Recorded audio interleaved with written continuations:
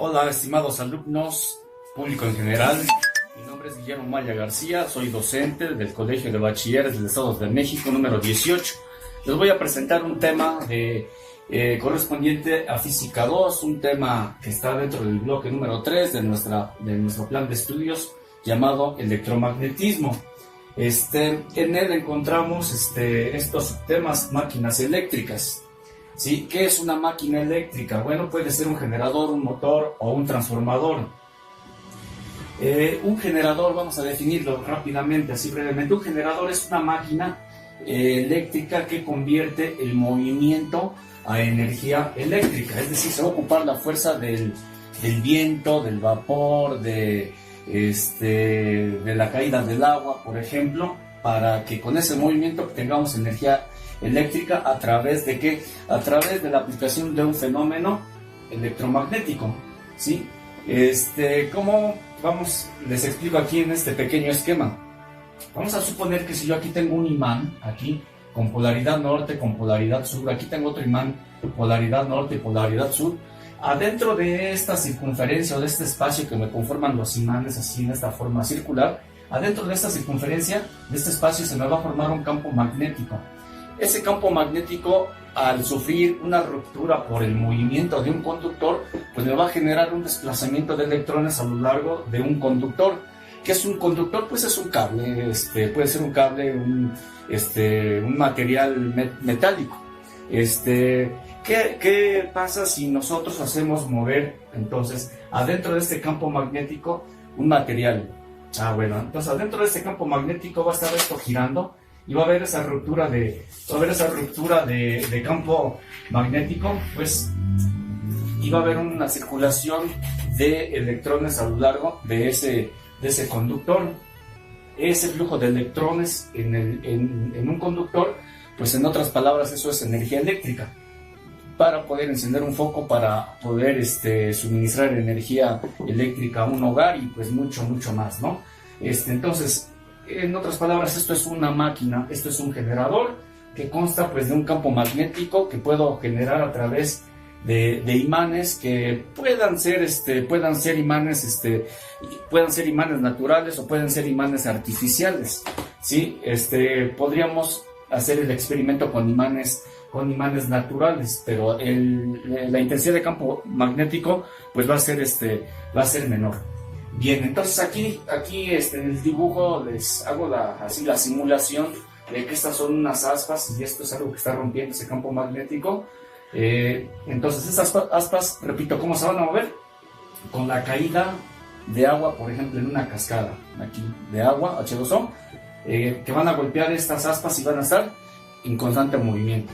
¿Cómo puedo mover esas aspas? Les decía, a través de la fuerza del viento, a través de las fuerzas naturales como son las manifestaciones volcánicas, los geysers y otras formas, incluso la fuerza maremotriz pudiera ser.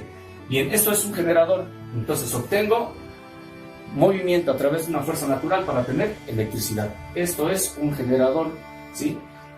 Bien, tiene un principio de funcionamiento muy similar a un motor. Un motor va a recibir energía eléctrica y va a dar movimiento, ¿sí? Nos va a proporcionar un movimiento. Es el caso de una lavadora. Energizamos el motor y nos va a dar un movimiento para lavar. Es el caso de una licuadora, es el caso de una cortadora, de un ventilador, etc. ¿Sí? Las partes que constituyen ambas máquinas prácticamente vienen siendo el mismo. Un transformador pues es también máquina, ¿sí? Una máquina eléctrica que está considerada como máquina estática, que se encarga de bajar el voltaje o disminuir o viceversa, de transformar o convertir un voltaje de menor a mayor, o de mayor a menor. Ok, los motores se clasifican en motores de corriente alterna y motores de corriente directa o corriente continua. ¿Sí? Los motores de corriente directa o continua son los que tenemos generalmente en nuestros hogares. Muy bien, y los motores de corriente alterna generalmente son para altas potencias, generalmente en las industrias. Ok, bien, entonces tenemos un común denominador en esas tres máquinas. ¿Cuál?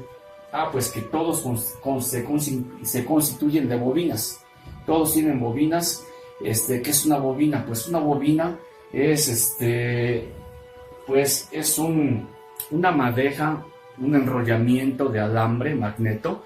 Un alambre magneto, pues es un alambre de cobre que se encuentra barnizado de un barniz muy fino que evita el contacto entre el cable. Aunque esté así todo juntito, no hay contacto eléctrico entre él debido a esa separación que genera el barniz. Entonces el alambre magneto es la constitución de todas las bobinas. Aquí tengo este espiral que me protege este clavo, pues me forma este espiral.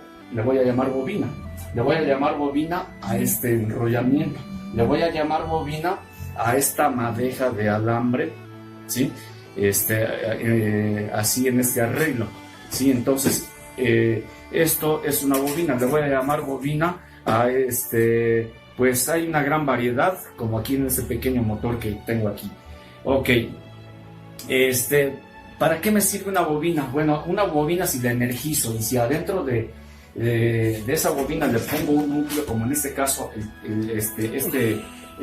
clavo, me voy a generar un imán artificial. Un imán artificial puede generarme un intenso campo magnético muy superior a lo que me podría proporcionar un imán artificial. Veamos, voy a usar cargadores de celulares así ya viejitos, cargadores que me proporcionan un voltaje similar a las pilas con la intención de no contaminar.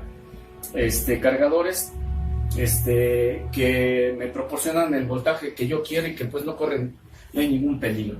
De 3 volts, de 5 volts es suficiente, de celulares ya no usados, y entonces reciclamos este cargador para esta práctica, para esta demostración, y veamos.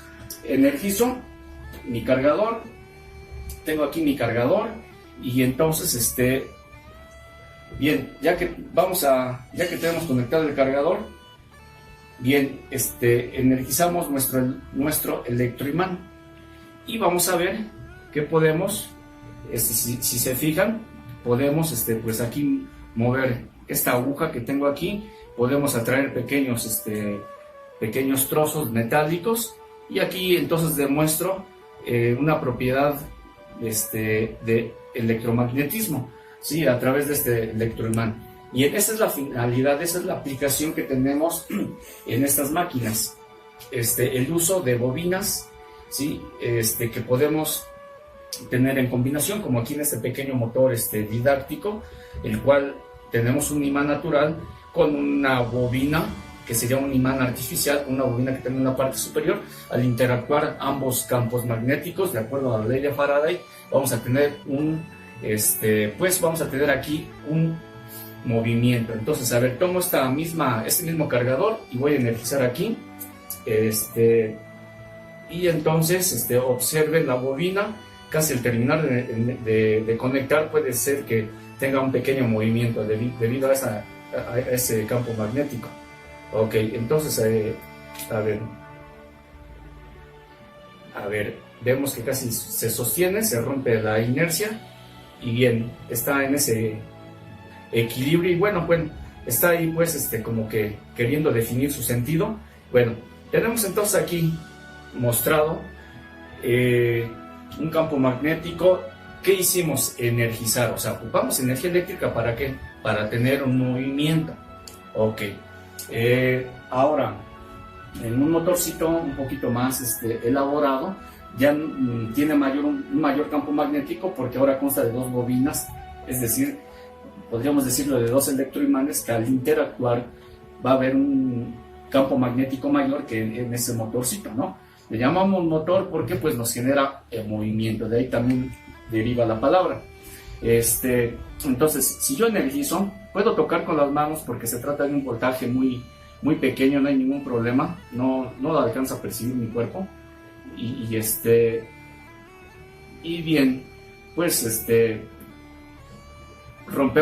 le ayudamos rompiendo la inercia, y ahí tenemos entonces el funcionamiento de lo que es un motor. ¿Un motor de qué? Corriente directa, de corriente continua, son estos motorcitos. ¿Por qué? porque nuestro eliminador está haciendo esa conversión del contacto, de nuestra extensión, está haciendo esa conversión de corriente alterna a corriente continua. Y entonces tenemos aquí movimiento. Es un motor porque tenemos entonces energía para tener un movimiento que en este caso pues solamente es demostrativo, ¿no? Bien, estos tres artefactos o estas máquinas eléctricas pues tienen completamente la aplicación de lo que se ve en clase en teoría, la aplicación de la ley de Ohm, la aplicación de la ley de pues las aplicaciones de los conceptos de potencia eléctrica, y otras leyes que se fundamentan a la cuestión de electromagnetismo. Bien, es importante reconocer estas expresiones matemáticas, la ley de Ohm, para que no se les olvide a modo didáctico. Beer, ¿cómo se dice la palabra beer? ¿Cómo se dice cerveza en inglés? Beer. No se escribe igual, pero suena parecido, y de una manera, digamos, tenemos que buscar la relación a que no se nos olvide. Beer. Eso es la ley de Ohm, ¿sale? Entonces, esta es la ley de Ohm, muy importante en este tema, la cual hemos despejado, pues, en función de la corriente eléctrica y en función de la resistencia eléctrica, ¿no? Que multiplica, pasa a dividir, y aquí tengo entonces las variantes de esta ley de Ohm. Lo mismo podemos hacer con la potencia eléctrica, PIB, Producto Interno Bruto, suena mucho en sociología, en economía. Bueno, aquí en física no significa eso, es potencia eléctrica es igual a la intensidad de corriente eléctrica por el voltaje. Les comento, la finalidad es aprendernos las fórmulas de alguna manera. Tenemos entonces esta parte teórica que nos ayuda pues a formar, a aplicar ciertos conocimientos, a crear podemos crear ciertas pues situaciones con material eléctrico. Bien, entonces una vez que ya les mostré aquí estos pequeños motorcitos, pasamos a otro. ¿Cuál? El transformador. El transformador, como les decía, lo tenemos prácticamente en todos los aparatos eléctricos y electrónicos de los hogares, en la industria y por todos lados. En la calle los vemos en los postes que llevan los cables de alta tensión, etc. Podemos decir que aquí tenemos en este cargador ese fenómeno de transformación. Lo conectamos aquí a 120 volts y aquí nos va a proporcionar un voltaje ¿de cuánto? Pues nos va a proporcionar un voltaje de 3, de 5 volts, depende de la capacidad. Y además hace una doble función, bueno, nos transforma, o sea, tenemos un transformador y además nos convierte de corriente alterna a corriente continua, porque recordemos aquí tenemos corriente alterna. Ok, entonces tenemos los transformadores de distintos tamaños. Aquí tengo un transformador y si se fijan, pues seguimos teniendo aquí pues un par de bobinas. ¿Cuáles son esas dos bobinas? Bueno, les llamamos bobina primaria o bobina secundaria, o devanado secundario o devanado primario. Se relaciona de manera proporcional al voltaje. Por ejemplo, si aquí energizo con 100 volts, aquí voy a tener una mayor cantidad de voltaje, porque esta espiral, si se notan, hay mucho más cantidad de cable enrollado. O al revés, si aquí energizo 100 volts, con 100 volts, como aquí hay mucho cable enrollado, acá voy a tener un menor voltaje. Entonces, esa es la finalidad de un transformador, que funciona en base a la autoinducción, ¿sí? Y matemáticamente se demuestra o se diseña un transformador de acuerdo a las necesidades que nosotros tengamos en base a este modelo matemático, ¿sí? Entonces, un transformador, como les menciono, lo encontramos prácticamente en todos los aparatos electrodomésticos de nuestras casas. Y no es la excepción el horno de microondas, que tiene, cuando ya no sirve, le podemos extraer su transformador, su magnetrón, su sistema de control. Es la parte más valiosa del horno de microondas. Y aquí tengo un transformador de un tamaño mayor, ¿sí? De un tamaño muy distinto a este. El horno de microondas, ¿qué hace? ¿Qué función hace? Pues que lo conectamos, valga la redundancia, al contacto de nuestras casas y lo hacemos funcionar. ¿Sí? ¿Qué hace ese transformador? Pues utiliza 120, 110 volts para transformarnos a 5000, 6000 volts. En este caso, de acuerdo a las características de aquí de su placa, habla de 6170 volts. Es la transformación de voltaje que hace. Quiere decir que pues es muy peligroso, ¿sí? Entonces, como vemos, bueno, ¿cómo vemos el funcionamiento de un transformador? Bueno, pues a través de este pequeño artefacto llamado escalera de Jacob. Este experimento suele ser muy estético, pero pues también muy peligroso. Bien, entonces, a ver, voy a conectar este transformador. Obviamente, sería la bobina primaria. Y si alcanzamos a analizar, bueno, son igual los dos transformadores. Aquí se aprecia muchas vueltas, perdón, aquí pocas vueltas y alambre más grueso, y aquí unas bobinas con alambre muy delgado, pero tiene muchas vueltas. Eso hace que se dé el fenómeno de la autoinducción, teniendo entonces pues más de 6000 volts. Entonces, al energizar esta energía que tengo a la salida de mi transformador, ya convertida de más de 6000 volts, llega a estos dos electrodos para formar un arco eléctrico. ¿Sí? Un fenómeno poco visto por la cuestión delicada o peligrosa. Entonces, si yo aquí energizo, entonces voy a tener entonces pues que muchos cuidados para el uso de esta energía, ¿sí? Entonces, ¿cuáles son esos cuidados? Pues guantes, vamos a usar material aislante, y entonces aquí tengo esos 6000 volts, 6000 y fracción de volts, y genero un corto, y aquí en ese arco eléctrico pues presentamos, en otras palabras, el cuarto estado de la materia. ¿Cuál es? Pues el plasma. Se ve muy estético, pues podríamos decir una física recreativa, pero pues es muy peligroso, ¿no? Pudiera ser que por lo bonito quisiéramos meter el dedo ahí, ¿no? Pero bueno, tenemos que tener muchos cuidados. Tenemos que entonces, para hacer ese experimento, no usar anillos, no usar reloj, desprendernos de las partes metálicas que pudieran tener contacto con esto. ¿Sí? ¿Qué pasaría si yo metiera ahí el dedo? Bueno, vamos a hacer la simulación. ¿Sí? Es una madera, una varita, que si yo introduzco aquí, pues como aislante no pasa nada. Pero ¿qué pasaría si yo metiera ahí el dedo? Vamos a hacer esa simulación con una salchicha. Vamos a pensar que la salchicha es nuestro dedo. Tiene una similitud, es carne.